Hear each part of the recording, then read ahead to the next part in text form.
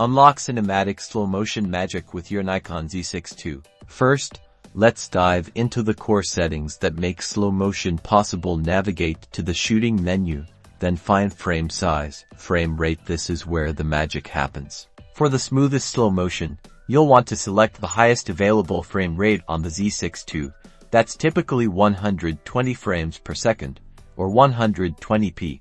Now choose your resolution. While the Z6 II can shoot slow motion in 4K, for the absolute best quality and smoothest playback, consider shooting in Full HD, which stands for 1920 by 1080 pixels. When shooting, stability is key. Handheld can work, but a tripod or monopod will dramatically reduce any unwanted camera shake, ensuring your slow motion footage looks polished. Think about what you're shooting. Fast action, like splashes, jumps, or flowing hair, will look incredible in slow motion. To capture the peak of the action, try to anticipate the moment and press record just before it happens. Once you've captured your footage, you'll often edit it in post-production, where you'll slow it down to 24, 30, or 60 frames per second for that characteristic slow motion look.